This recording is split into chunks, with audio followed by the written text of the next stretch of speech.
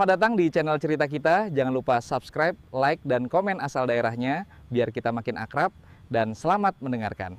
Pagi itu, suasana di pabrik tekstil Mandiri Sejahtera tampak seperti biasa. Para karyawan sibuk masuk melalui gerbang utama, sebagian mengenakan seragam biru muda, sebagian lagi kemeja rapi dengan kartu identitas tergantung di leher. Di antara keramaian itu, berdiri seorang pria parubaya dengan seragam satpam yang masih tampak baru dan sedikit kebesaran. Namanya Pak Arman. Wajahnya tenang, sedikit berkerut, dan senyumnya tidak pernah lepas sejak pagi. Ia baru saja diterima sebagai satpam baru di pabrik itu, ditempatkan di pos penjagaan depan yang langsung menghadap ke area parkir dan gerbang utama. "Pak, ini daftar tamu yang harus dicek hari ini, ya?" Seorang satpam muda, Jaka, menyodorkan clipboard dan berlalu begitu saja. Nada suaranya datar, tanpa sedikit pun respek. Pak Arman hanya mengangguk dan tersenyum.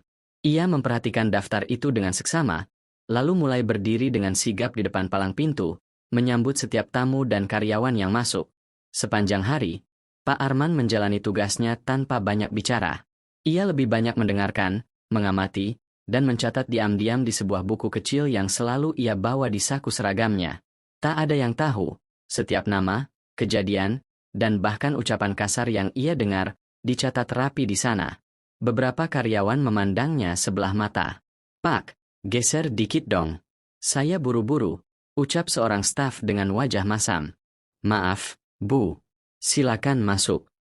Pak Arman tetap membungkukkan badan sopan.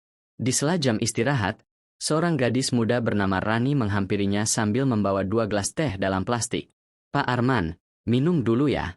Pasti capek berdiri dari pagi." Pak Arman tersenyum lebar, menerima dengan penuh rasa terima kasih. "Terima kasih, Nak Rani. Kamu satu-satunya yang ngajak saya bicara sejak pagi." Rani tersenyum malu. "Bapak orang baik, kelihatan kok." Hari pertama berlalu begitu saja. Pak Arman pulang paling akhir setelah memastikan semua area terkunci rapi. Di rumah kontrakan kecil yang ia sewa tak jauh dari pabrik, ia membuka catatannya. Ia menulis dengan huruf rapi. Hari pertama, tidak ada yang curiga. Mayoritas pegawai terlalu sibuk untuk peduli. Satu anak magang menunjukkan rasa hormat. Layak diperhatikan. Lalu ia menutup bukunya. Senyum di wajahnya masih ada. Tapi matanya menyimpan sesuatu. Sesuatu yang belum siap dunia lihat. Pak Arman meletakkan buku catatannya di laci kecil, lalu menatap ke cermin yang tergantung di tembok kontrakannya. Ia bukan sekadar satpam baru. Ia adalah mata dan telinga dari sesuatu yang jauh lebih besar. Hanya saja, belum waktunya untuk dunia tahu. Keesokan paginya, suasana pabrik kembali sibuk. Truk-truk pengangkut kain datang silih berganti. Para pegawai administrasi terlihat tergesa-gesa. Beberapa berbicara melalui ponsel sambil menumpahkan keluh kesah soal atasan mereka.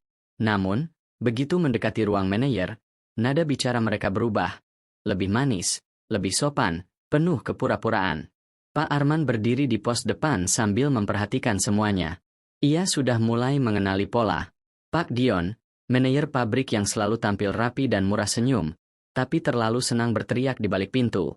Bu Yanti, kepala HRD, yang ramah di depan kamera CCTV, tapi sering memarahi staf bawahnya karena hal-hal kecil. Dan ada satu gudang besar di belakang bangunan utama, yang selalu terkunci, dan hanya bisa diakses oleh orang-orang tertentu. "Pak Arman, tolong dong. Jangan berdiri terlalu dekat ke pagar, ganggu pemandangan," ucap Bu Yanti sambil menoleh sekilas, lalu berjalan tanpa menunggu jawaban. Pak Arman hanya membungkuk sopan. Tapi saat ia kembali duduk di kursinya, ia menulis di catatan kecilnya. Bu Yanti manipulatif, memperhatikan citra, tapi kurang empati terhadap staf bawah.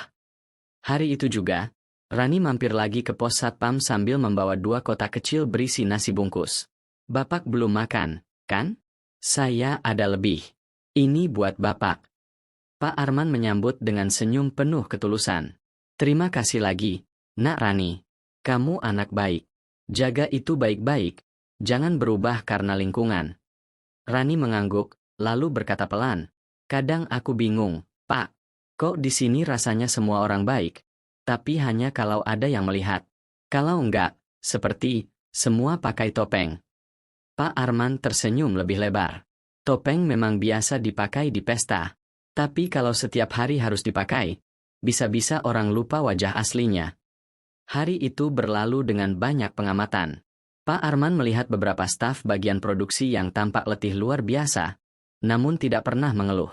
Ia mencatat siapa yang suka menyapa, siapa yang suka menghindar, siapa yang pura-pura baik, dan siapa yang hanya diam tapi jujur. Malam harinya, di kamarnya yang remang-remang, Pak Arman membuka catatan lagi. Ia mencatat hal terakhir untuk hari itu. Senyum memang murah, tapi kalau datang dari hati, nilainya tak ternilai. Rani bersih, polos, potensi masa depan. Lingkungan? Penuh topeng. Tapi aku sudah pernah lebih parah dari ini. Aku akan diam dulu, biar mereka memperlihatkan siapa diri mereka sebenarnya. Pak Arman menutup bukunya, meniup lampu kecil, dan tidur dengan tenang. Ia tahu, badai belum datang, tapi langit sudah mulai berawan. Dan benar saja, esoknya, angin mulai berembus aneh.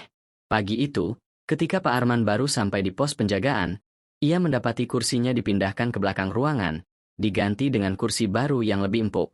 Di atas meja, ada 2 bungkus roti dan kopi kaleng. "Wih, udah rezekinya, Pak," kata Jaka sambil nyengir. "Tadi pagi Pak Dion sempat keliling. Mungkin karena itu, kita dikasih sarapan." Pak Arman hanya tersenyum. Ia duduk di kursinya yang lama, yang dipindahkan kembali olehnya secara diam-diam. Ia tahu, sikap baik mendadak itu bukan karena hati, tapi karena mata pengawas sedang menatap. Menjelang siang, terjadi sedikit keributan di dalam area produksi. Seorang karyawan baru dituduh salah menyusun bahan kain, sehingga terjadi kekacauan kecil di jalur pengemasan. Beberapa pegawai bersuara keras, memarahi si karyawan baru, bahkan mencemooh dengan tawa sinis. Pak Arman yang melihat dari jauh, hendak melangkah mendekat, tapi ia menahan diri. Ia hanya mengamati, lalu mencatat. Tak satu pun dari yang memarahi terlihat memberi solusi. Tak satu pun yang membimbing. Mereka hanya marah, karena merasa punya kuasa. Sore harinya, Bu Yanti dan Pak Dion terlihat berjalan berdua ke arah gudang yang terkunci. Pak Arman berpura-pura sibuk mengecek gerbang, namun pandangannya mencuri-curi arah. Ada suara kunci berputar. Pintu terbuka. Mereka masuk, dan tidak kembali selama hampir 2 jam. Ketika mereka keluar, Pak Dion membawa satu amplop besar yang ia masukkan ke dalam tas jinjingnya. Tak ada laporan di buku keluar masuk barang.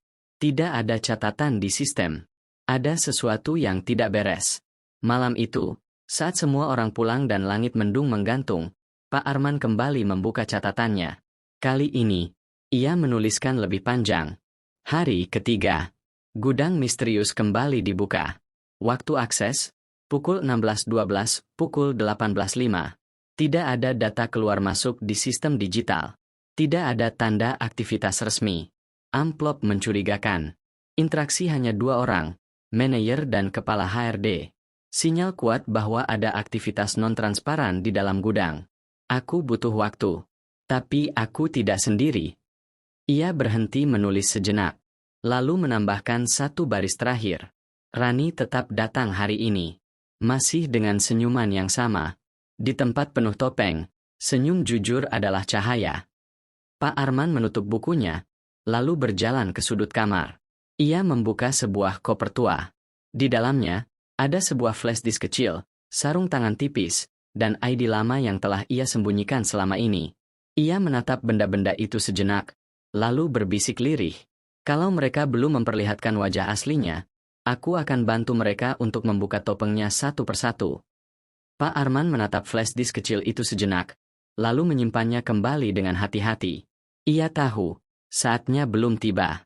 Tapi malam itu, angin di luar jendela seperti mengisyaratkan sesuatu. Langkahnya baru saja dimulai. Keesokan harinya, Pak Arman menjalani tugas seperti biasa. Namun hari itu, ia mencoba melakukan sesuatu yang berbeda. Dengan alasan, patroli keliling, ia mendekati area belakang pabrik, tempat di mana gudang 17 berada. Bangunan besar itu tampak lusuh dari luar. Tak ada jendela, hanya satu pintu baja dengan kunci elektronik dan gembok manual. Tidak ada papan nama. Tidak ada nomor. Bahkan CCTV pun seolah sengaja tidak diarahkan ke sana. Saat ia mendekat, Tiba-tiba suara nyaring terdengar dari belakang. "Pak Arman? Bapak ngapain di sini?" Itu suara Pak Dion. Pak Arman menoleh cepat, lalu tersenyum sopan. "Oh, maaf, Pak. Saya kira ini bagian dari rute patroli saya. Saya belum hafal semua area." Pak Dion mendekat, senyumnya tipis, tapi matanya tajam. "Tidak perlu ke area sini, Pak. Gudang ini hanya untuk barang retur yang tidak terpakai. Kami simpan saja, nggak ada aktivitas penting kok." Lalu ia menambahkan, masih dengan senyum datar. "Fokus saja di pos depan, ya. Biar gak ribet." Pak Arman mengangguk patuh, lalu mundur perlahan. Tapi dalam hati, ia tahu, jika sesuatu dianggap tidak penting, kenapa dijaga begitu rapat? Sore harinya, Rani mampir lagi ke pos penjagaan. Wajahnya tampak lesu. "Ada apa, Nak?" tanya Pak Arman pelan. Rani duduk di kursi plastik kecil. "Aku tadi sempat dimarahi Bu Yanti, Pak. Katanya aku terlalu ramah ke Bapak. Disuruh jaga sikap, karena katanya, ngobrol sama satpam bisa ganggu citra perusahaan." Pak Arman menatap Rani, tapi tidak marah. Justru ia tersenyum lebih lebar. "Terima kasih ya, Rani. Sudah tetap jadi dirimu sendiri. Di dunia yang sibuk berpura-pura, orang jujur itu langka." Rani menunduk. "Tapi aku juga takut, Pak. Kayaknya ada yang gak beres di sini." Pak Arman menatap jauh ke dalam pabrik. "Rasa takut itu pertanda hati kita masih bersih, Nak. Tapi ingat, kebaikan gak selalu keras suara atau tinggi jabatan. Kadang, ia diam, dan bekerja dari dalam." Malam harinya, di kamar kontrakannya yang senyap, Pak Arman menyalakan laptop kecil miliknya. Ia membuka software peta area pabrik yang lama, rancangan yang hanya dimiliki pemilik awal. Tepat di titik gudang 17, ia menandai dengan warna merah. Lalu, di bawah peta digital itu, ia menulis, "Gudang 17, akses terbatas, gerak mencurigakan, tidak masuk laporan resmi. Akan diselidiki lebih lanjut. Rencana perekaman dimulai minggu depan." Ia menatap layar sejenak, lalu menarik napas panjang. Di luar, angin bertiup kencang, menggoyangkan ranting pohon. Tapi di dalam dada Pak Arman, badai baru saja tumbuh. Malam itu terasa panjang. Pak Arman duduk dalam gelap, hanya diterangi cahaya layar laptop yang memantulkan bayangan di wajahnya. Di balik sorot matanya yang teduh, ada nyala yang tak bisa padam. Kebenaran harus terungkap, berapapun harga yang harus dibayar. Esok paginya, suasana pabrik tampak seperti biasa. Para karyawan sibuk dengan tugas masing-masing. Tapi diam-diam, Pak Arman memasang alat kecil di balik seragamnya, alat perekam suara yang tersambung langsung ke ponselnya. Hari itu, ia sengaja berkeliaran lebih lama di lorong-lorong yang sepi. Hingga akhirnya, ia mendengar suara samar dari balik dinding ruang supervisor. "Kita harus pindahin semuanya sebelum akhir bulan," kata seseorang, suara yang dikenalnya sebagai milik Pak Dion. "Tapi Pak Dion, kalau Pak Darto sampai tahu." "Tenang aja. Satpam yang lama udah gue kasih pesangon. Yang baru itu cuma satpam bodoh. Nggak bakal curiga apa-apa." Pak Arman berhenti melangkah. Ia berdiri di balik tembok, menunduk, sambil merekam semuanya. "Satpam bodoh," gumamnya lirih. "Kita lihat siapa yang sebenarnya sedang diawasi." Tak lama setelah itu, Bu Yanti lewat dengan langkah tergesa. Melihat Pak Arman berdiri di dekat kantor supervisor, ia langsung melotot. "Pak Arman, ini bukan area penjagaan. Kenapa Bapak mondar-mandir di sini?" Pak Arman tersenyum sopan. "Maaf, Bu. Ada suara aneh tadi. Saya kira ada yang butuh bantuan." Bu Yanti mendekat, melipat tangan di dada. "Saya tidak suka alasan. Mulai sekarang, Bapak fokus saja di pos depan. Jangan macam-macam." "Baik, Bu," jawabnya pelan, tetap dengan kepala tertunduk. Tapi dalam hati, Pak Arman mencatat sesuatu. Bu Yanti juga tahu. Dia bagian dari ini. Malam harinya, ia kembali ke kontrakan. Ia duduk di depan laptop dan memutar rekaman hari itu. Suara-suara dari balik dinding terdengar jelas, dan di antara kalimat-kalimat licik itu, satu hal semakin nyata. Ada permainan besar. Dan semuanya sedang menyembunyikan sesuatu. Namun yang tak mereka tahu adalah, orang yang mereka remehkan, Diam-diam mencatat setiap kata, setiap gerak, setiap dusta. Pak Arman membuka flash disk lamanya, lalu menggabungkan isi rekaman dengan dokumen-dokumen lama yang ia simpan sejak awal. Ia tahu, waktunya belum tepat untuk bertindak. Tapi tak lama lagi, badai itu akan datang. Dan ketika itu terjadi, satu persatu dari mereka akan berhadapan langsung dengan kebenaran yang selama ini mereka abaikan. Keesokan harinya, langit di atas pabrik tampak mendung, seolah ikut menyimpan rahasia yang berat. Pak Arman berdiri di gerbang, tetap dalam seragam satpam kebanggaannya. Tapi kali ini, sorot matanya tak lagi teduh. Ada ketegasan. Ada keputusan. Ia sudah tak bisa diam lebih lama. Rencana harus mulai dijalankan. Sementara itu, di dalam ruangan kantor supervisor, Pak Dion dan Bu Yanti tengah merencanakan pengiriman barang malam ini. Barang yang katanya sudah diolah ulang, padahal sejatinya adalah limbah produksi yang berbahaya.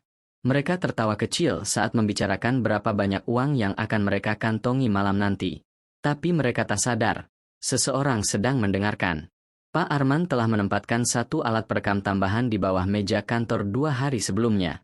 Dan kini, semua kebusukan itu mulai terekam satu persatu. Malam itu, saat semua lampu mulai dimatikan, Pak Arman tak pulang. Ia bersembunyi di belakang kontainer paling ujung, dengan kamera kecil terpasang di saku bajunya. Sekitar pukul 11 malam, sebuah truk besar datang, tanpa identitas resmi, tanpa dokumen. Pak Dion sendiri yang turun dari kabin, ditemani 2 orang asing bertopi hitam. Cepat, angkut. Jangan sampai ada yang lihat. Suara Pak Dion terdengar tegas. Tapi dalam keheningan malam, suara itu menggema, dan terekam sempurna. Pak Arman tak bergerak. Ia memegang kameranya erat-erat, menahan napas, menunggu momen yang tepat. Tiba-tiba, siapa itu? Salah satu pria bertopi melihat bayangan di sudut kontainer. Pak Arman langsung berlari ke arah pagar belakang, keluar dari celah sempit yang sudah ia buka siang tadi. Ia berlari sekuat tenaga menembus malam, membawa bukti terpenting dalam hidupnya. Sampai di kontrakan, napasnya masih tersengal. Ia mengunci pintu rapat-rapat, lalu membuka laptopnya dan segera memindahkan semua file dari kamera ke flash disk. Aku tidak bisa percaya siapapun di pabrik itu. Tapi aku tahu kemana harus membawa ini. Tangannya gemetar, tapi bukan karena takut. Karena ini adalah awal dari akhir. Keesokan paginya, saat seluruh pabrik baru mulai beroperasi seperti biasa, Pak Arman sudah tidak ada di pos jaga. Bu Yanti mencari-cari. Pak Dion terlihat gelisah. Kenapa dia nggak masuk hari ini? Tanya Bu Yanti. Pak Dion mengecek ponselnya. Tak ada pesan. Tak ada kabar. Dan mereka belum tahu. Satpam yang mereka hina sedang dalam perjalanan menuju kantor pusat manajemen perusahaan. Membawa satu flash disk kecil yang bisa menghancurkan segalanya. Pak Arman duduk di dalam bus antar kota, menatap keluar jendela dengan pandangan kosong. Tapi di dalam dadanya, hati bergejolak hebat. Flash disk itu tersembunyi rapi dalam dompet kulit tuanya, diselipkan di balik foto almarhum istrinya. Ia tahu setelah ini, tak akan ada jalan kembali. Sesampainya di kantor pusat Jakarta, ia masuk tanpa menyapa resepsionis. Langsung menuju lantai 9, tempat direksi perusahaan berada. Begitu tiba, seorang staf wanita berdiri menghalangi. Maaf Pak, ada janji, tanyanya sopan. Pak Arman mengangkat wajahnya. Nama saya Arman Rukmana. Saya tidak punya janji. Tapi saya pemilik pabrik cabang Cendrawasih yang selama ini kalian abaikan. Wanita itu langsung mematung. 10 menit kemudian, 3 orang direksi duduk di ruang rapat utama. Di tengah ruangan, Pak Arman menyalakan laptop dan menyambungkan flash disk. Rekaman suara, video pengangkutan limbah ilegal, foto-foto laporan keuangan yang dimanipulasi. Semuanya ia buka satu persatu. Ruangan hening. Tak ada satupun yang bersuara sampai salah satu direktur bertanya pelan. Pak Arman, kenapa tidak dari dulu Anda muncul sebagai pemilik? Pak Arman tersenyum pahit. Karena saya ingin melihat siapa yang bekerja dengan hati dan siapa yang menjilat dengan topeng. Di saat yang sama, di pabrik Cendrawasih, kehebohan mulai terasa. Pak Dion menyuruh semua satpam mencari Pak Arman, bahkan menggeledah pos jaga dan loker lama miliknya. Tapi yang mereka temukan hanyalah sebuah surat pengunduran diri. selembar fotokopi akta kepemilikan saham, dan satu catatan kecil berbunyi, "Terima kasih telah memperlakukan saya seperti bukan siapa-siapa. Tanpa kalian, saya takkan tahu siapa yang pantas dipertahankan." Bu Yanti pucat. Pak Dion mulai panik. Dia pemiliknya. Malamnya, pengumuman resmi keluar dari kantor pusat. Ada penyelidikan internal besar-besaran. Beberapa staf dinonaktifkan sementara, termasuk Pak Dion dan Bu Yanti. Sementara itu, Pak Arman kembali berdiri di depan gerbang pabrik, bukan sebagai satpam, tapi sebagai pemilik baru yang menyambut hari pertama reformasi. Tak ada lagi seragam. Hanya kemeja putih bersih, dan senyum yang tak bisa dibohongi. Namun, cerita belum selesai. Karena masih ada satu sosok misterius di balik semua kejahatan yang belum tersentuh. Dan Pak Arman baru menyadarinya dari satu potongan laporan yang belum ia baca. Kertas itu agak kusut, seperti pernah dibuka dan diselipkan kembali tergesa. Ia menarik napas dalam, lalu duduk sendirian di ruang kerjanya yang baru direnovasi. Meja kayu jati tua yang ia beli dari pasar loak, bukan simbol kekuasaan, tapi pengingat dari masa lalunya yang sederhana. Dengan tangan sedikit gemetar, ia buka halaman terakhir laporan audit internal itu. Dan di sana, nama salah satu orang kepercayaannya tercantum sebagai penerima aliran dana gelap. Bukan Pak Dion. Bukan Bu Yanti. Bukan manajer produksi. Melainkan Imran, satpam senior. Teman ngobrolnya setiap malam. Orang yang dulu memberinya kopi dan roti saat shift malam. Pak Arman tercekat. Mata dan hatinya tak percaya. Imran yang ramah. Imran yang pernah bercerita tentang anaknya yang sakit. Imran yang menyambutnya dengan tepukan di punggung saat pertama kali ia masuk sebagai satpam magang. Ternyata, ikut menikmati uang dari penjualan limbah ilegal? Ia mencocokkan data. Ada transfer rutin ke rekening atas nama Imran, tiap akhir bulan, bersumber dari vendor fiktif. Pak Arman berdiri. Langkahnya cepat menuju pos keamanan utama. Imran sedang duduk sambil menyeruput kopi seperti biasa. Tak tahu apa yang akan datang menabraknya. "Imran," ucap Pak Arman pelan. Imran tersenyum. "Wah, Pak Arman. Gimana? Enak sekarang duduk di ruangan adem?" Pak Arman tak membalas candaan itu. Ia tatap mata sahabat lamanya dalam-dalam. "Aku cuma mau tanya satu hal." "Kenapa, Imran?" Suaranya gemetar, nyaris tak terdengar. Wajah Imran langsung berubah. Cangkir kopinya jatuh, pecah di lantai. "Pak, saya bisa jelasin. Saya terpaksa." "Sejak kapan kau tahu siapa aku?" potong Pak Arman, lebih tajam kali ini. Imran tertunduk. "Dari hari kedua. Saya lihat Bapak ngobrol sama Pak Junaidi, mantan kepala gudang yang dulu dipecat. Saya curiga. Saya cek ke data HRD lama. Saya tahu, Bapak bukan satpam biasa. Tapi saya diam, karena saya pikir Bapak ingin melihat dunia nyata." Pak Arman duduk di kursi plastik itu, tempat yang dulu jadi saksi perjuangannya. Udara di antara mereka terasa berat. Imran melanjutkan, dengan mata berkaca-kaca. "Saya punya anak yang harus cuci darah tiap minggu. Saya cuma satpam, Pak. Gaji saya habis buat rumah sakit. Lalu datang orang-orang itu, mereka tawarkan uang tutup mulut. Saya lemah, Pak. Tapi saya nggak pernah bohong ke Bapak. Saya tetap anggap Bapak sahabat." Keheningan menyelimuti. Sampai akhirnya Pak Arman berdiri. "Saya akan selesaikan ini secara adil. Tapi bukan dengan marah. Besok pagi, kamu ikut saya ke kantor pusat. Kita jelaskan semuanya."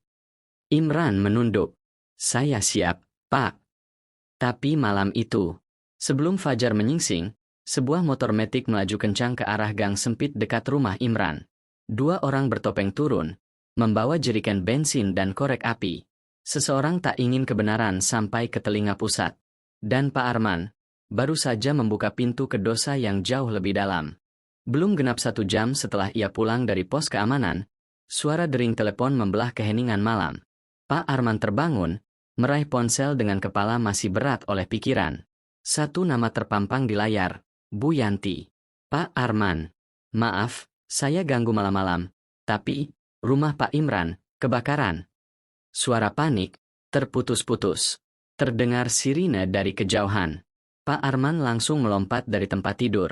Tak sempat berganti baju, ia tancap gas menuju alamat rumah Imran. Hatinya berdegup kencang, lebih cepat dari langkah kakinya. Ada firasat buruk, firasat yang menusuk seperti duri dalam dada.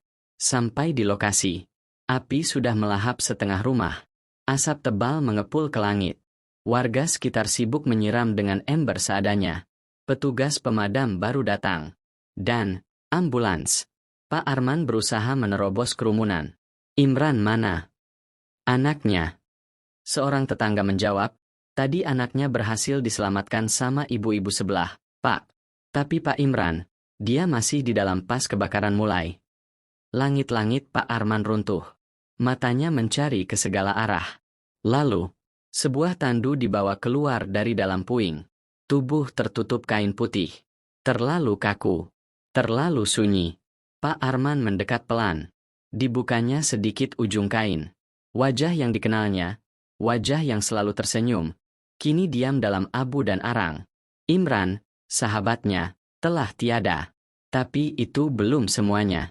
Di antara sisa kebakaran, petugas menemukan sesuatu yang ganjil. Sebuah kamera CCTV kecil tersembunyi di plafon dapur. Bukan milik rumah. Dan, bekas tutup jeriken yang hangus terbakar, dengan bau bensin menyengat di lantai. Kesimpulan cepat mulai terbentuk. Ini bukan kebakaran biasa. Ini pembunuhan. Keesokan harinya, suasana kantor berubah mencekam. Pak Arman datang dengan wajah muram, tapi tatapan tajam. Ia buka rapat darurat, memanggil seluruh kepala divisi dan staf penting. Imran bukan mati karena kecelakaan, ucapnya tanpa basa-basi. Ini akibat dari kejahatan yang selama ini kita biarkan tumbuh di balik dinding perusahaan kita. Dan sekarang, sudah memakan nyawa. Ruang rapat sunyi. Tak ada yang berani menatap matanya. Pak Arman mengeluarkan bukti, salinan data audit, bukti transaksi, dan potongan informasi dari CCTV lama yang terselamatkan. Lalu ia berkata, saya akan ke kantor pusat besok. Saya bawa semua data ini. Dan saya ingin kalian tahu, saya tidak akan berhenti.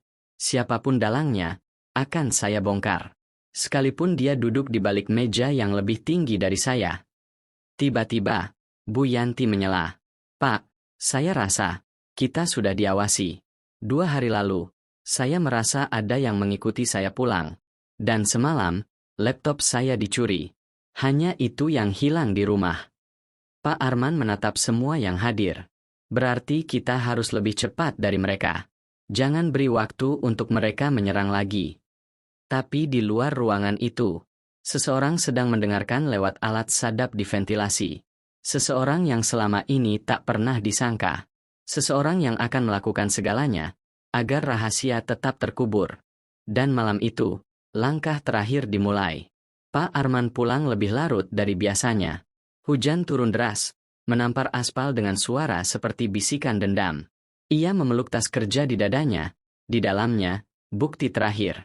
Hard disk eksternal, catatan audit, dan dokumen asli yang akan ia bawa ke kantor pusat besok pagi. Di dalam mobil, dia berkali-kali melihat kaca spion. Ada mobil hitam. Jaraknya terlalu dekat. Terlalu mencurigakan. Pak Arman mempercepat laju kendaraan. Mobil di belakang ikut menambah kecepatan. Jantungnya berdegup kencang. Tangannya menggenggam setir erat-erat. Di persimpangan, ia tiba-tiba membelok tajam ke arah gang kecil, berusaha menghilang dari penguntit. Mobil hitam tak mengikuti. Pak Arman menepikan mobilnya, berusaha menenangkan diri. Namun, dari belakang, seseorang tiba-tiba menempelkan besi dingin ke kepalanya. Turun. Sekarang. Pak Arman menoleh pelan. Sosok pria tinggi, memakai helm hitam penuh. Tak terlihat wajahnya, tapi suara itu, seperti pernah ia dengar. Dingin, tegas, tapi dengan nada penuh pengkhianatan. Pak Arman dipaksa turun. Tasnya dirampas. Pria itu memeriksa isinya cepat, dan setelah memastikan apa yang dicari ada di dalam, ia menatap Pak Arman 1 detik terakhir, lalu mengayunkan besi ke arah kepalanya. Gelap. Keesokan paginya, kota gempar. Pak Arman ditemukan pingsan di pinggir jalan. Tasnya hilang. Dokumen-dokumen, raib. Tapi anehnya, nyawanya disisakan. Bu Yanti datang ke rumah sakit dengan wajah penuh air mata. Pak, kenapa mereka hanya ambil bukti? Kenapa? Mereka nggak habisi Bapak sekalian. Suara Bu Yanti bergetar. Pak Arman membuka matanya perlahan. Di balik lebam di wajahnya, ia masih bisa tersenyum samar. Mereka terlalu percaya diri. Lalu dengan tangan gemetar, ia menyelipkan sesuatu dari balik ikat pinggangnya. Flash disk. Saya tahu, mereka akan mencuri tas itu. Makanya saya simpan salinan utama di tempat paling tidak mereka duga. Bu Yanti menutup mulutnya, terkejut dan lega sekaligus. Tapi kita harus cepat. Mereka pasti sadar flash disk ini masih ada. Dan kalau begitu, hidup kita semua sekarang dalam bahaya. Malamnya, Bu Yanti dan Pak Arman mengatur rencana terakhir. Besok, flash disk itu harus sampai ke tangan Pak Daniel, komisaris jujur di kantor pusat yang satu-satunya bisa dipercaya. Tapi, apa mereka akan sampai? Karena saat itu juga, di sebuah ruangan gelap dengan dinding beton, di balik layar monitor besar, sosok pria duduk mengamati wajah Pak Arman dari rekaman CCTV rumah sakit. Ia mengetik satu perintah ke ponsel satelit di tangannya. Selesaikan. Sebelum besok pagi. Sementara itu, seorang pemuda berpakaian kurir paket mulai mengetuk pintu rumah sakit dengan diam. Bukan untuk mengantar barang, tapi untuk mengambil satu nyawa terakhir. Tok, tok, tok. Suara ketukan itu terdengar biasa. Tapi di dalam ruang perawatan VIP, Bu Yanti langsung merasakan firasat aneh. Ia baru saja selesai mengganti perban Pak Arman, yang masih terbaring dengan kepala diperban dan mata sayu karena obat penahan nyeri. Bu Yanti, bisik Pak Arman pelan, jangan buka pintu. Ketukan terdengar lagi, lebih keras. Paket untuk Ibu Yanti, ucap suara dari luar. Nada suaranya lembut, tapi seperti dipaksa terdengar tenang. Buatan palsu. Bu Yanti menggenggam tangan suaminya. Kita nggak pesan apa-apa, bisiknya pelan. Dari lubang intip pintu, ia mengintip, dan melihat pria berjaket ojek online berdiri menunduk. Tapi ada yang aneh. Dia pakai sarung tangan kulit, dan sepatunya terlalu mewah untuk kurir biasa. Tiba-tiba, Bu Yanti mengambil ponsel. Saya telepon satpam. Belum sempat ia menekan nomor, bruak. Pintu didobrak dari luar. Pria bertopeng itu menerobos masuk sambil menodongkan pistol kecil bersilencer. Berikan flash disk itu. Sekarang. Bu Yanti menjerit, tubuhnya menggigil. Ia mundur ke arah ranjang suaminya. Pak Arman mencoba bangkit, tapi tubuhnya masih terlalu lemah. Jangan sakiti istri saya, ambil saya saja, ucapnya, terengah. Tapi pria bertopeng itu hanya tertawa. Kami nggak butuh kalian hidup, cuma perlu barangnya. Tangannya merogoh tas, mengeluarkan senjata kedua, sebuah pisau kecil, tipis, berkilat di bawah lampu rumah sakit. Bu Yanti menjerit, tubuhnya gemetar hebat. Tapi tiba-tiba, alarm rumah sakit berbunyi. Ting tong. Perhatian, terjadi kebakaran kecil di lantai bawah.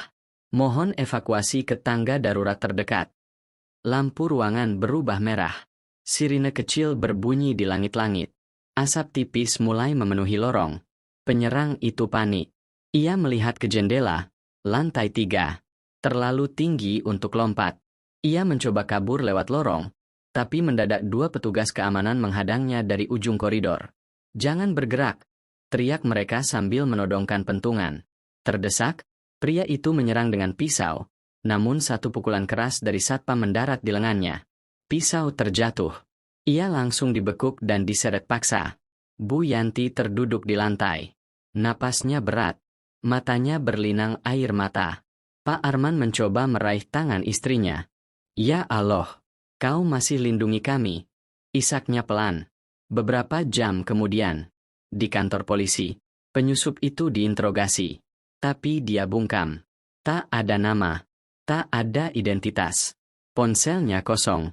Dompetnya tak berisi apapun. Seolah dia tak pernah eksis. Namun, dari hasil rekaman CCTV rumah sakit, petugas mengenali satu hal mencurigakan, tatonya. Lambang perusahaan yang dulu dimiliki oleh Pak Arman. Lambang yang juga dimiliki oleh Eka. Keesokan harinya, di sebuah hotel mewah di pusat kota, Eka duduk di bar, menatap layar berita di televisi. Upaya pembunuhan terhadap mantan Direktur Arman Suganda digagalkan oleh petugas keamanan rumah sakit. Polisi masih menyelidiki kemungkinan keterkaitan pelaku dengan jaringan korporasi gelap. Eka tersenyum tipis, meneguk kopinya perlahan, lalu menoleh ke seorang wanita yang duduk di sebelahnya. Wulan. Ya, sekretaris Pak Arman yang dulu begitu dipercaya. Ternyata Wulan sudah lama membelot. Uang dan dendam pribadi membuatnya bergabung dengan Eka, sejak jauh sebelum semua ini dimulai. Eka menyandarkan tubuh ke kursi. Kita harus buru-buru. Flash disk itu masih di tangan mereka. Dan kalau sampai-sampai ke Komisaris Daniel. Ia berhenti bicara. Wulan menyeringai. Tenang, Mas, saya tahu satu cara terakhir. Kita hancurkan reputasi mereka, bukan dengan senjata, tapi dengan tuduhan. Ia mengangkat ponselnya, memperlihatkan sebuah video rekayasa, editan yang sangat meyakinkan. Eka tertawa. Bagus. Kalau mereka tak bisa kita bunuh, kita hancurkan hidupnya di depan publik. Dan di tempat lain, Bu Yanti membuka email dari seseorang tak dikenal. Judulnya, Anda dalam bahaya, tapi saya di pihak Anda. Temui saya jam 8 malam ini, di tempat yang akan saya kirim berikutnya. Tubuhnya gemetar. Ia tak tahu harus percaya atau tidak. Tapi satu hal pasti, permainan ini belum selesai. Bahkan baru saja dimulai.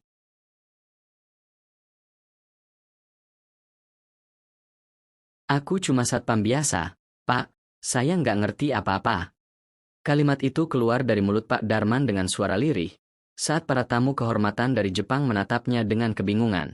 Di belakangnya, para manajer sibuk memelototi, beberapa tampak gelisah, dan ada pula yang menyeringai licik, terutama Pak Rudi. Namun dalam hatinya, Darman justru sedang bergolak hebat. Ia tahu bahwa dengan satu kalimat saja, ia bisa membuat seluruh ruangan itu terdiam. Ia bisa menyebutkan satu nama, satu keputusan, dan semuanya akan berubah. Tapi ia memilih diam. Belum saatnya. Ia masih ingin melihat siapa saja yang benar-benar jujur dan siapa yang hanya pandai bersandiwara. Setelah acara presentasi itu gagal total, manajemen menyalahkan Darman habis-habisan. Ia dituduh telah mempermalukan perusahaan di hadapan tamu asing. Tak peduli bahwa sebelumnya tidak ada seorang pun yang mempersiapkan materi untuknya. Tak ada yang membimbing. Bahkan tak ada yang peduli bahwa satpam baru itu diminta menggantikan humas dalam waktu 2 jam sebelum acara dimulai. Pak Rudi menyebarkan fitnah bahwa Darman yang sok pintar dan merebut perhatian direksi, akhirnya terbukti tak kompeten. Dalam beberapa hari, gosip itu menyebar ke seluruh pabrik. Namun di sisi lain, Darman justru menemukan sesuatu yang lebih penting dari sekadar martabat. Ia menemukan wajah-wajah yang benar-benar tulus. Salah satunya adalah Wati, OB yang selalu membawakan teh ke ruang pos. Ia satu-satunya yang menyemangati Darman setelah kejadian itu. Pak Dar, saya percaya Bapak itu orang baik. Yang jahat pasti bakal kena batunya. Pak, saya tahu dari awal, Bapak itu beda. Darman hanya tersenyum. Dalam hati, ia mencatat. Orang seperti Wati, layak mendapat tempat yang lebih baik. Di malam hari, Darman kembali ke rumah kontrakan kecilnya. Ia duduk di depan cermin tua, melepas topi satpamnya perlahan. Wajahnya terlihat letih, tapi matanya justru semakin tajam. Aku nggak bisa terus pura-pura begini. Tapi aku juga belum bisa bongkar sekarang. Ia membuka laptop tuanya, membuka folder yang selama ini ia sembunyikan. Di dalamnya, ada semua laporan keuangan, catatan absensi, bahkan bukti transaksi manipulasi gaji karyawan yang dilakukan oleh beberapa orang manajemen. Besok, semuanya akan berubah, gumamnya pelan. Tapi aku perlu bukti yang lebih kuat. Kalau tidak, mereka bisa balas menjatuhkan yang tak bersalah. Di hari berikutnya, Darman kembali ke pabrik dengan wajah seperti biasa, sederhana, sopan, dan masih dengan seragam satpam. Namun di dalam hatinya, rencana besar mulai digerakkan. Dan ia tahu, ia tak bisa melakukannya sendirian. Namun di dalam hatinya, rencana besar mulai digerakkan. Dan ia tahu, ia tak bisa melakukannya sendirian. Darman mulai memperhatikan siapa saja yang masih memiliki nurani di tempat itu. Ia tahu bahwa untuk melawan orang-orang licik seperti Pak Rudi, ia butuh sekutu, bukan hanya orang-orang yang baik, tapi juga yang berani berdiri di tengah badai. Wati adalah yang pertama ia dekati. Di sore hari, saat semua orang sudah pulang, Darman duduk bersama Wati di belakang gudang tempat biasa ia istirahat. Suaranya pelan, tapi penuh ketegasan. Bu Wati, saya tahu ibu orang jujur. Saya butuh bantuan ibu. Tapi saya nggak bisa cerita semuanya sekarang. Yang saya minta cuma satu. Tolong terus perhatikan siapa saja yang sering keluar masuk ruang HR malam-malam. Kalau bisa, catat jamnya. Wati terdiam sesaat. Ia menatap Darman dengan bingung, lalu mengangguk. Baik, Pak. Kalau itu demi keadilan buat karyawan sini, saya bantu. Darman menghela napas lega. Langkah pertama telah dimulai. Beberapa hari kemudian, ia sengaja menunggu saat shift malam, dan menghampiri seorang staf gudang yang sering ia lihat murung, namanya Benny. Lelaki muda itu sempat kaget saat dihampiri, tapi kemudian perlahan membuka diri. Pak, saya tahu ada yang nggak beres soal lembur. Saya disuruh tanda tangan 2 kali untuk tanggal yang sama. Tapi gaji saya tetap aja segitu-gitu aja. Darman menatap Benny serius. Kalau saya bisa jamin kamu aman, kamu berani kasih bukti? Benny ragu. Tapi akhirnya ia mengangguk. Saya punya fotonya, Pak. Saya simpan semua slip lembur dari awal. Malam itu, Darman merasa langkahnya makin dekat. Satu demi satu, potongan puzzle mulai terkumpul. Tapi ia juga sadar, ia sedang berjalan di atas tali yang sangat rapuh. Dan benar saja, keesokan paginya, Pak Rudi memanggil Darman ke ruang manajer. Dengan ekspresi dingin, ia melemparkan sebuah map di meja. Kamu ngapain tanya-tanya ke anak gudang? Kamu pikir kamu siapa? Satpam bukan tugasmu nyelidikin orang dalam. Darman menatap map itu. Isinya adalah hasil rekaman CCTV yang seolah menunjukkan dirinya sedang mengintip ruangan kantor tengah malam. Editan yang kasar, tapi cukup untuk menjatuhkannya jika ia bukan siapa-siapa. Namun, Darman tetap tenang. Ia mengambil map itu, menatap Pak Rudi, lalu berkata pelan. Saya hanya ingin tempat ini jadi lebih baik. Tapi kalau Bapak merasa terancam, berarti saya memang sudah melangkah ke arah yang benar. Pak Rudi berdiri, menunjuk pintu. Keluar. Sebelum saya pecat kamu. Darman bangkit. Ia berjalan keluar ruangan itu, tak berkata apa-apa lagi. Tapi dalam hati, ia tahu, waktunya hampir tiba. Dan ketika saatnya tiba, semua topeng akan jatuh. Dan semua orang akan melihat siapa sebenarnya Darman. Hari-hari berikutnya diisi dengan ketegangan. Darman tetap bekerja seperti biasa, menyapa orang dengan ramah, menjaga gerbang, dan sesekali membantu angkat barang. Tapi mata dan telinganya terus bekerja. Ia mencatat, mengamati, dan menyusun bukti. Diam-diam, sekutu-sekutunya bertambah. Wati melaporkan bahwa Pak Rudi sering masuk ruang HR bersama 2 orang lain setiap malam Rabu. Mereka membawa map dan laptop, lalu keluar hampir subuh. Benny menyerahkan bukti slip lembur palsu, lengkap dengan foto-foto yang menunjukkan tanda tangan berbeda tapi tanggal yang sama. Bahkan Pak Ujang, satpam senior yang dulu meremehkan Darman, mulai curiga dan mengajukan pertanyaan. Darman, saya udah lama kerja di sini, tapi baru kali ini banyak anak-anak yang curhat soal gaji dan potongan gak jelas. Kamu tahu sesuatu ya? Darman hanya tersenyum. Saya tahu cukup untuk mengatakan bahwa kebenaran harus segera dibuka, Pak Ujang. Dan kalau Bapak percaya sama saya, tolong bantu amankan dokumen-dokumen lama dari ruang arsip. Kita nggak tahu kapan mereka akan mulai menghilangkan jejak. Pak Ujang terdiam, lalu mengangguk. Malam itu, ketika semua karyawan sudah pulang dan lampu-lampu mulai dipadamkan, Darman berdiri sendirian di halaman kantor. Hujan rintik-rintik turun. Tapi ia tetap di sana, diam, tenang, dan menunggu. Ponselnya bergetar. Sebuah pesan masuk dari nomor tak dikenal. Besok jam 9 pagi. Saya akan datang ke kantor. Pastikan Anda siap. K. Darman membaca pesan itu berulang-ulang. Huruf K. Ia tahu siapa pengirimnya. Orang yang selama ini tak pernah muncul secara langsung. Orang yang memegang seluruh saham perusahaan, dan sekaligus orang yang telah memberi kepercayaan penuh padanya untuk menjalankan misi ini dari dalam. Hari berikutnya, kantor mendadak heboh. Sebuah mobil hitam mewah berhenti di depan gedung. Seorang pria elegan, berjas rapi, turun dengan wajah tenang tapi penuh wibawa. Ia langsung disambut Pak Rudi dan beberapa manajer yang tampak gugup. "Selamat datang, Pak. Kami tidak tahu Bapak akan datang hari ini." Pria itu tidak menjawab. Ia hanya berjalan masuk, matanya menyapu seluruh ruangan. Dan saat melihat Darman di dekat pos satpam, ia tersenyum kecil, lalu mengangguk pelan, seolah memberi kode. Darman pun melangkah maju dan berdiri tepat di depan semua orang. "Sebelum Bapak, bicara, izinkan saya menyampaikan sesuatu." Suasana kantor langsung sunyi. Semua mata tertuju pada Darman. Ada yang bingung, ada yang tegang, dan ada yang mulai merasa cemas. Darman mengeluarkan flash disk dari sakunya. Dalam alat ini, ada semua bukti manipulasi data, korupsi lembur, hingga pemalsuan slip gaji yang dilakukan oleh beberapa oknum di dalam perusahaan ini. Pak Rudi mulai pucat. "Apa maksudmu, Satpam?" Darman menatapnya tajam. "Saya bukan sekadar Satpam, Pak Rudi. Saya ditugaskan langsung oleh pemilik perusahaan untuk menyelidiki apa yang sebenarnya terjadi di sini." Lalu, pria berjas rapi itu maju. Ia berdiri di samping Darman, lalu berkata dengan lantang, "Semua yang dikatakan Darman benar. Saya pemilik perusahaan ini, dan Darman adalah tangan kanan saya." Seketika kantor menjadi gempar. Pak Rudi mundur beberapa langkah, wajahnya pucat pasi. Para staf HR saling pandang dengan panik. Wati menutup mulutnya, hampir menangis karena tak percaya.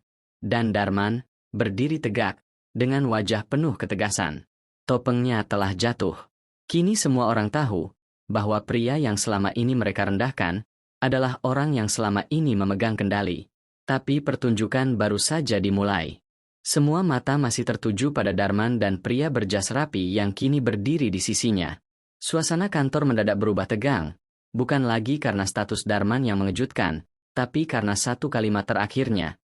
"Saya ditugaskan langsung oleh pemilik perusahaan, dan saya akan membongkar semuanya." Pak Rudi mulai berkeringat dingin. Ini nggak masuk akal. Dia cuma satpam. Kalian semua juga tahu itu." Pria berjas rapi yang ternyata adalah pemilik perusahaan, Pak Krishna, menatap Rudi tajam. "Justru karena semua orang menganggap dia hanya satpam, kami tahu siapa yang benar-benar bekerja, dan siapa yang hanya bermuka dua." Darman maju satu langkah. "Pak Rudi, mari kita buka satu persatu ya. Ini bukti pertama, total pengajuan dana lembur yang berbeda dari data kehadiran karyawan. Bukti kedua, honor untuk staf outsourcing fiktif. Dan ini yang paling mengejutkan, pengalihan dana CSR untuk proyek fiktif di luar kota."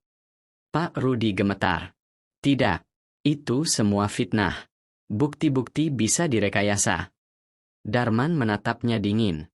"Kalau begitu, silakan pertanggungjawabkan semuanya di depan hukum." Tiba-tiba, dua orang berseragam dari bagian kepolisian yang ikut hadir sebagai bagian dari pengawasan korporat masuk ke ruangan. Mereka sudah menerima laporan resmi dari Pak Krishna 2 hari sebelumnya, setelah Darman menyerahkan seluruh hasil investigasinya.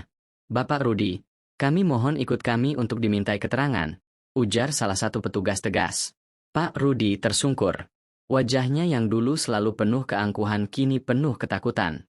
Ia menoleh ke kiri dan kanan, mencari dukungan, tapi tidak ada satupun rekan kerjanya yang berani bicara. Bahkan Wati, yang selama ini selalu berada di sisinya, hanya menunduk dan meneteskan air mata. Satu persatu orang yang terlibat mulai panik. Beberapa mencoba menghapus file dari komputer, beberapa buru-buru pulang dengan alasan mendadak. Tapi semuanya sudah terlambat. Darman dan timnya sudah mengantisipasi segalanya. Semua data diamankan. Semua alibi sudah dibongkar. Setelah Pak Rudi digiring keluar, Darman berdiri di depan seluruh karyawan. Untuk pertama kalinya, dia bicara bukan sebagai satpam, tapi sebagai pewaris kendali perusahaan. "Teman-teman, mungkin kalian semua bertanya-tanya, kenapa saya melakukan semua ini dalam diam? Saya tidak sedang menyamar untuk mencari sensasi. Saya hanya ingin tahu siapa di antara kalian yang tulus bekerja, dan siapa yang bekerja dengan topeng." Beberapa karyawan mulai menitikkan air mata. Mereka yang dulu pernah menertawakan Darman merasa malu. Mereka yang dulu diam saat Darman dihina, kini ingin bicara tapi tak sanggup. "Tapi jangan khawatir," lanjut Darman. "Bagi kalian yang jujur, pekerja keras, dan penuh tanggung jawab, justru kalianlah yang akan jadi prioritas perusahaan ini. Semua akan dibayar tunai. Semua perjuangan kalian akan dihargai. Suara tepuk tangan perlahan pecah dari sudut ruangan. Benny, Satpam Junior, berdiri sambil menahan air mata. Wati pun bangkit dan ikut bertepuk tangan, meski matanya masih merah. Bahkan Pak Ujang, Satpam senior yang dulu paling sinis, berjalan mendekati Darman dan memeluknya dengan hangat. Maafkan saya, Darman, saya salah menilai kamu. Darman tersenyum kecil. Nggak apa-apa, Pak. Kadang kita memang harus menyamar jadi kecil dulu, biar bisa melihat siapa yang sebenarnya besar hanya karena posisi. Dan hari itu pun menjadi babak baru bagi perusahaan. Darman bukan lagi satpam. Ia adalah pemimpin. Tapi bukan pemimpin yang duduk di ruangan ber-AC dan memberi perintah. Ia tetap berjalan di koridor, menyapa karyawan satu persatu, dan memastikan bahwa tidak ada lagi orang yang diperlakukan seperti dirinya dulu. Namun meski sebagian masalah telah selesai, masih ada satu hal terakhir yang belum ia ungkap. Satu nama, yang tak pernah tersentuh, tapi justru menjadi dalang utama di balik kehancuran moral perusahaan ini. Dan Darman tahu, waktunya akan segera tiba. Hari itu, suasana kantor memang terasa berbeda. Seperti baru saja dibersihkan dari kotoran yang menempel terlalu lama. Tapi di balik kelegaan yang tampak di wajah para karyawan, Darman tahu masih ada satu benang kusut yang belum terurai. Orang itu, seseorang yang selama ini tak pernah muncul terang-terangan, yang tidak ikut mencemooh, tidak pula membela. Ia terlalu tenang, terlalu diam, terlalu bersih. Dan karena itulah, Darman justru mencurigainya. Pak Haryo, Direktur Utama, atasan semua kepala divisi, orang kepercayaan ayah Darman, dulu. Selama penyamaran Darman sebagai satpam, Pak Haryo adalah satu-satunya petinggi yang tidak pernah terlihat bersikap langsung padanya. Tidak menghina, tapi juga tidak pernah menyapa. Dan ketika kasus korupsi Pak Rudi terungkap, Pak Haryo hanya diam. Tanpa komentar, tanpa dukungan. Seperti sedang mengamati, dan menunggu sesuatu. Hari itu, setelah semua dokumen ditandatangani dan proses hukum Rudi mulai berjalan, Darman naik ke lantai tertinggi gedung itu. Kantor Direktur Utama. Ia berdiri di depan pintu, mengetuk 3 kali, dan suara berat menyahut dari dalam. Masuk. Darman membuka pintu. Pak Haryo duduk di kursi eksekutifnya, tangannya bertaut rapi di atas meja, matanya tenang menatap Darman seolah sudah tahu semuanya. Selamat ya, Tuan Muda. Ucapnya datar. Penyamaranmu sukses besar. Aku harus akui, itu langkah cerdas. Darman tak duduk. Ia hanya berdiri di hadapan pria itu, menatap lurus penuh kecurigaan. Kenapa Anda tidak bereaksi apa-apa saat semua kebusukan Pak Rudi terbongkar? Tanya Darman tegas. Kenapa tidak mengambil tindakan lebih awal? Pak Haryo menarik napas pelan, lalu bangkit dari kursinya. Karena itu bukan tugasku, katanya. Karena aku tahu, kau akan turun tangan sendiri. Jawaban itu terdengar seperti pujian, tapi nadanya dingin. Darman merasakan ada yang disembunyikan. Ia meletakkan satu map coklat di atas meja. Ini laporan keuangan perusahaan 5 tahun terakhir. Dan semua ditandatangani oleh Anda, Pak. Wajah Pak Haryo tak berubah. Kau pikir aku tidak tahu Pak Rudi bermain curang? Tentu aku tahu. Tapi tanpa bukti kuat, aku tak bisa asal tuduh. Aku hanya menyetujui laporan yang terlihat rapi. Aku bukan Tuhan, Darman. Tapi Anda juga bukan boneka, bentak Darman. Keheningan menggantung. Tegang. Lalu, perlahan Pak Haryo duduk kembali. Kau pikir, aku tidak mencintai perusahaan ini? Aku yang membesarkannya saat ayahmu sibuk dengan ekspansi luar negeri. Aku yang menjaga agar roda tetap berputar. Dan kadang, menjaga berarti membiarkan beberapa hal terjadi, demi stabilitas. Darman mengepalkan tangannya. Jadi Anda membiarkan korupsi terjadi, demi stabilitas. Pak Haryo tersenyum sinis. Kadang yang idealis seperti kau itu terlalu naif. Dunia bisnis tidak bersih, Darman. Tak akan pernah. Suasana menegang lagi. Tapi kini Darman sudah siap. Ayah saya mempercayai Anda. Tapi saya tidak akan mengulang kesalahan itu. Mulai hari ini, jabatan Anda saya cabut. Anda tidak lagi menjabat Direktur Utama. Pak Haryo terdiam. Tak ada amarah. Tak ada pembelaan. Hanya senyum yang mengejutkan. Bagus. Kau sudah menjadi seperti ayahmu. Tegas, dingin, dan tak bisa dikendalikan. Dan itu berarti Anda benar-benar menyembunyikan sesuatu selama ini. Pak Haryo membuka laci mejanya perlahan. Mengambil selembar amplop putih dan meletakkannya di meja. Ada satu nama lagi yang harus kau bongkar. Aku akan beri kau petunjuk. Tapi setelah ini, kau sendirilah yang akan menanggung semua resikonya. Darman mengambil amplop itu perlahan. Ia tahu, ini bukan akhir. Tapi baru awal dari sesuatu yang lebih dalam. Yang lebih kotor. Yang lebih berbahaya. Pak Haryo menatapnya terakhir kali dan berkata, "Kau ingin membersihkan semuanya? Hati-hati, karena makin kau gali, makin dalam kau akan tenggelam." Dan Darman keluar dari ruangan itu dengan hati yang lebih berat dari sebelumnya.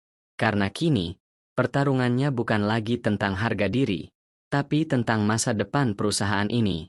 Dan masa depan tidak akan mudah dimenangkan hanya dengan kejujuran.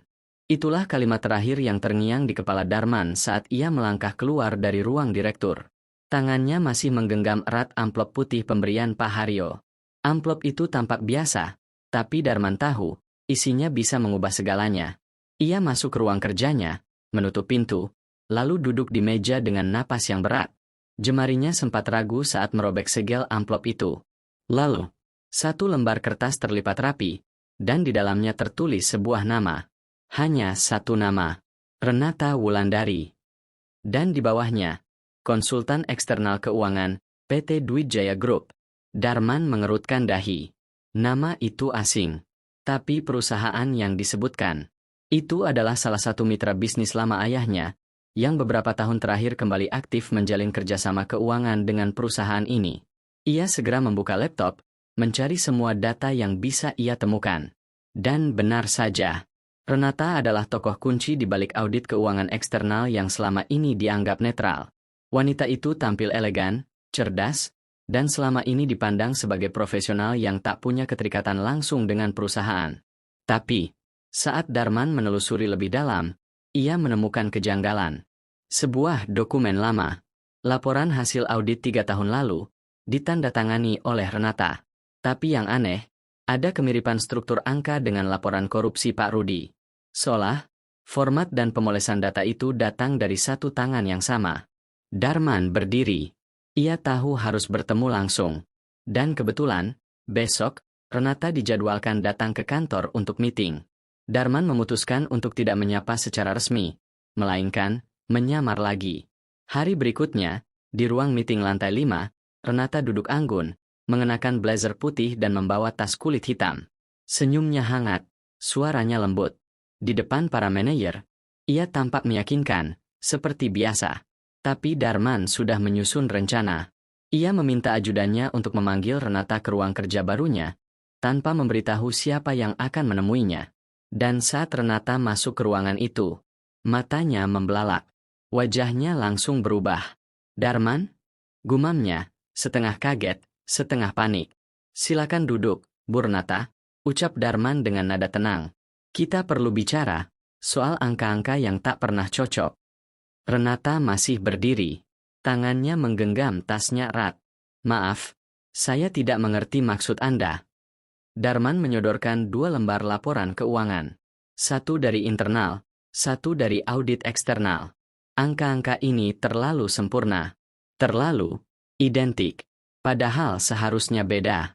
Dan anehnya, Anda yang menandatangani keduanya. Renata mulai gugup. "Itu mungkin hanya kebetulan." "Tapi saya tidak percaya pada kebetulan," potong Darman tajam.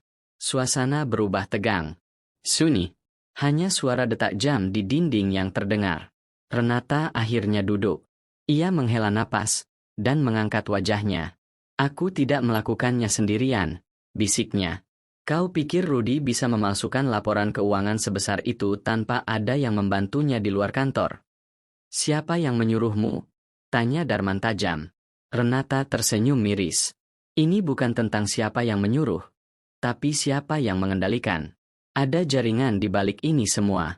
Dan percayalah, Darman, kalau kau terus menggali, kau akan membangunkan mereka. Orang-orang yang bahkan ayahmu pun tak berani sentuh. Darman terdiam, tapi wajahnya tak goyah. Aku tidak peduli siapa mereka. Aku hanya peduli satu hal, perusahaan ini harus bersih. Dan aku akan bersihkan, sampai ke akar-akarnya.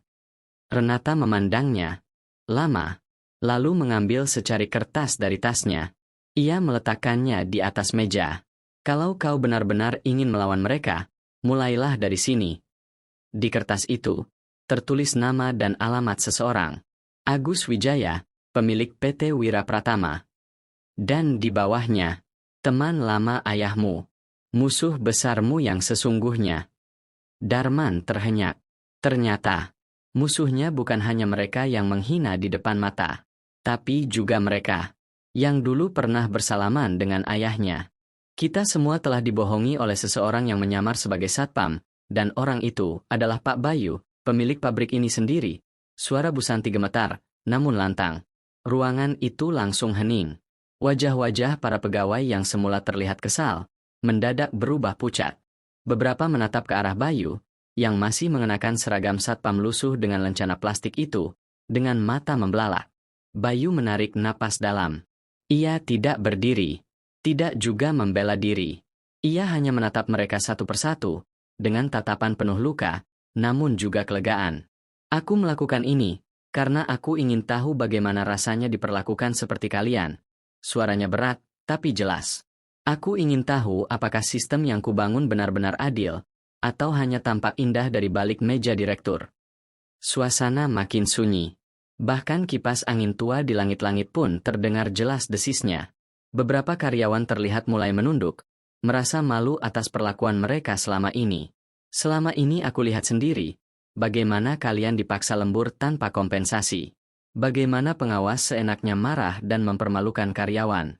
Dan yang paling menyakitkan, melihat bagaimana rasa hormat hanya diberikan pada orang yang punya jabatan tinggi.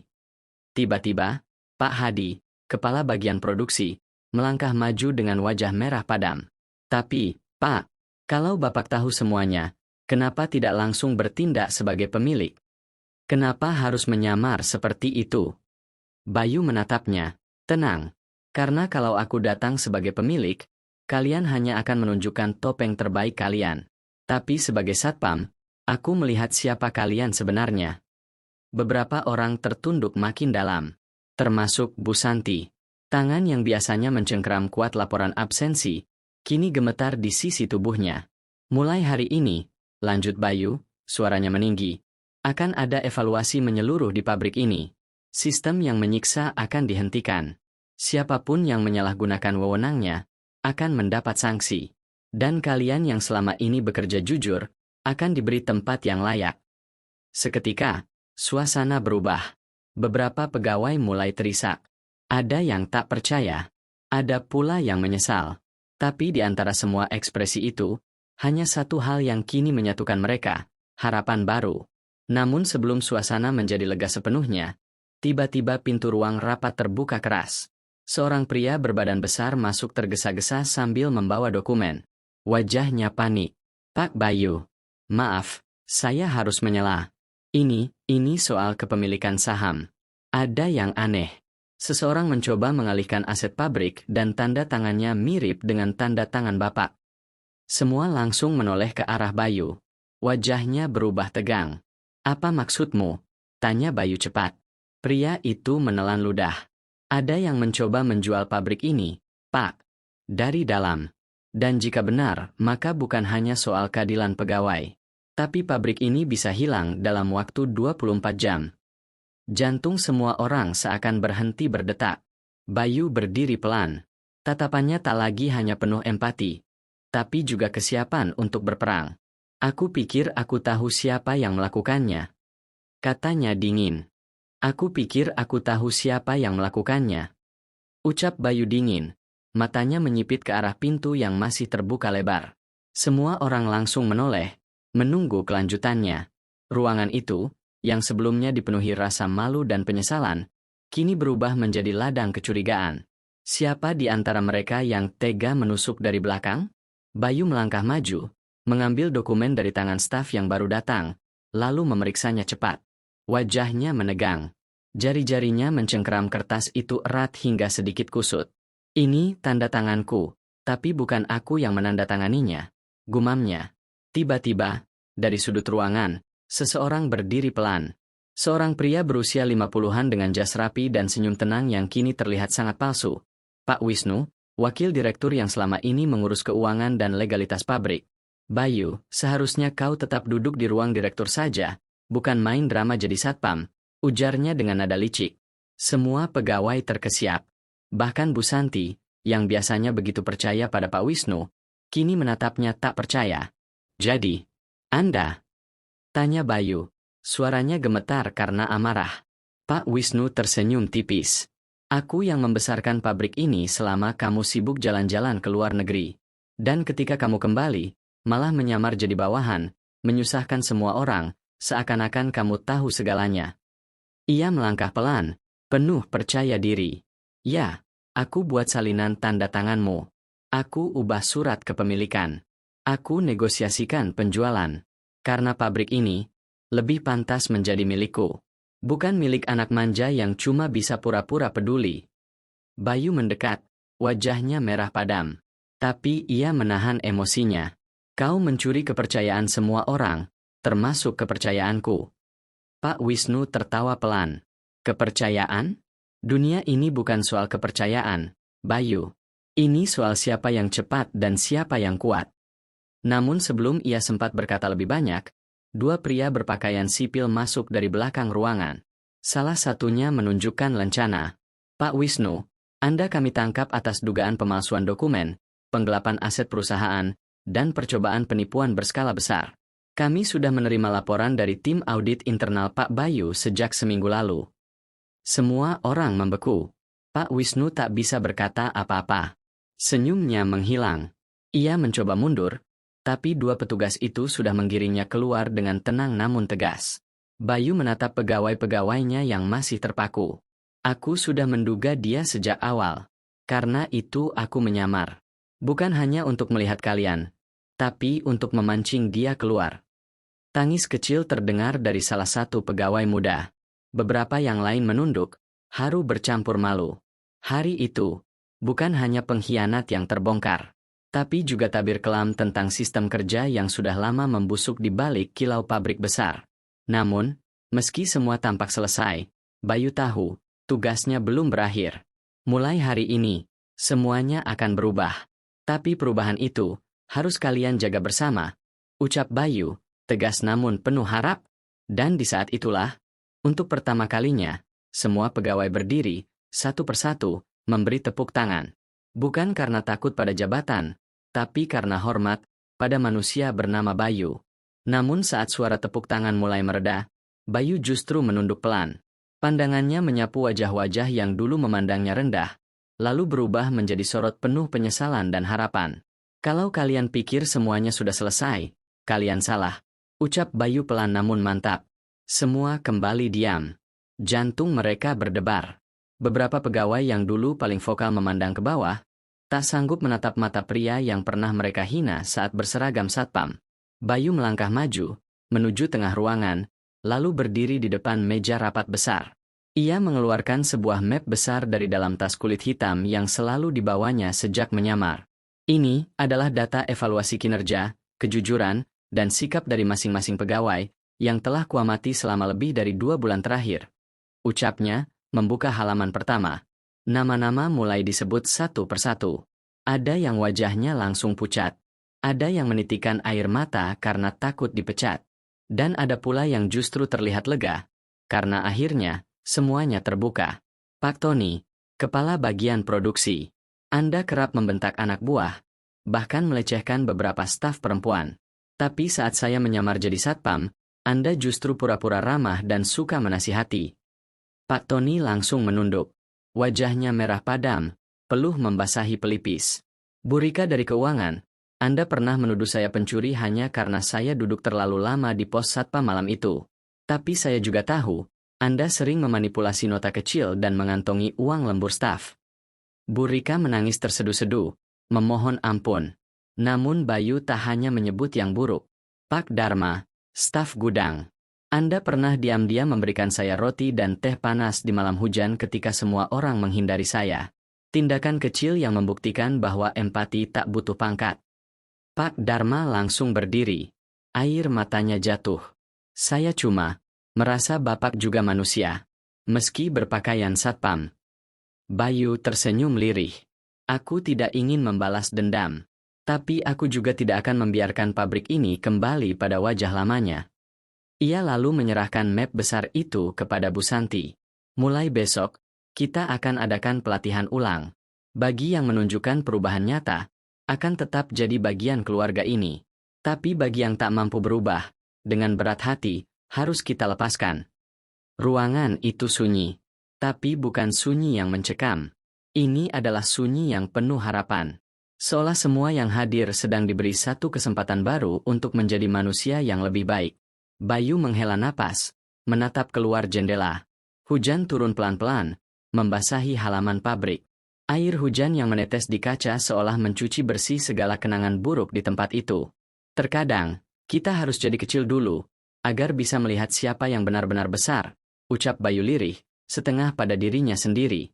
Dan saat itu, banyak dari mereka yang diam-diam bertekad untuk menjadi lebih dari sekadar pegawai, tapi menjadi manusia yang layak dipercaya. Karena pabrik ini bukan hanya tentang produksi dan keuntungan, tapi tentang keluarga dan kesempatan kedua. Dan dari situlah semuanya dimulai kembali. 3 bulan berlalu sejak hari itu.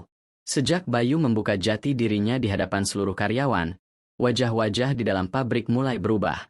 Bukan karena takut kehilangan pekerjaan, tapi karena mereka melihat, dengan mata dan hati mereka sendiri, bahwa kebaikan bisa datang dari siapa saja. Bahkan dari seseorang yang dulu mereka anggap tak berharga. Bayu kini tak lagi duduk di pos satpam. Ia duduk di kantor direktur, mengenakan kemeja putih bersih. Tapi di sudut ruangan itu, seragam satpamnya masih tergantung. Rapi, bersih, seolah menjadi pengingat bahwa harga diri seseorang tak pernah ditentukan oleh seragam yang ia kenakan. Bu Santi yang dulu hanya dia melihat ketidakadilan, kini menjadi tangan kanan Bayu dalam reformasi pabrik. Ia memimpin pelatihan karakter dan pelayanan dengan semangat baru. Pak Dharma, yang dulu hanya pegawai gudang biasa, kini ditunjuk sebagai supervisor karena kejujurannya yang tanpa pamrih. Sementara mereka yang dulu meremehkan, mencibir, dan menyakiti, ada yang memilih mengundurkan diri dengan kepala tertunduk, dan ada pula yang bertahan, memohon maaf dan menunjukkan perubahan nyata. Pabrik itu tak lagi sama. Suasana kerja menjadi hangat. Pegawai saling menyapa, saling membantu. Tak ada lagi ruang untuk ego dan gengsi, karena mereka tahu, mereka semua pernah disaksikan oleh mata seorang satpam yang diam-diam adalah pemilik. Suatu siang, saat Bayu sedang berjalan di area produksi, seorang karyawan baru menghampirinya dengan gugup. Maaf, Pak, saya hanya ingin bertanya. Benar ya, dulu Bapak pernah jadi satpam di sini? Bayu tersenyum. Bukan, pernah. Tapi saya memilih menjadi satpam, jawabnya. Karyawan itu terdiam, tak mengerti. Bayu menatap ke arah langit-langit pabrik yang tinggi, lalu berucap. Karena untuk memahami dunia dari atas, kau harus rela melihatnya dari bawah. Dan kadang, hanya dengan merendah, kita bisa benar-benar naik setinggi-tingginya. Ia menoleh ke arah karyawan itu, tersenyum lembut, lalu melanjutkan langkahnya. Dan di belakangnya, berdiri sebuah plakat baru yang dipasang di dinding utama pabrik. Tertulis, kami adalah keluarga. Di sini, tidak ada yang lebih tinggi, hanya yang lebih peduli. Tepat di bawah tulisan itu, tergantung foto seorang pria berseragam satpam, tersenyum ramah sambil memegang senter kecil di tangannya. Foto itu adalah Bayu, di malam pertamanya menjaga gerbang pabrik. Saat semuanya dimulai bukan sebagai bos, tapi sebagai seseorang yang ingin tahu, apakah manusia bisa berubah jika diberi kesempatan kedua? Jawabannya ada di sana, di dalam tawa para pegawai, kerjasama yang tulus, dan mata-mata yang tak lagi merendahkan siapapun hanya karena penampilan. Dan begitulah, cerita Bayu berakhir. Bukan sebagai pemilik pabrik, tapi sebagai pemilik hati mereka. Tamat.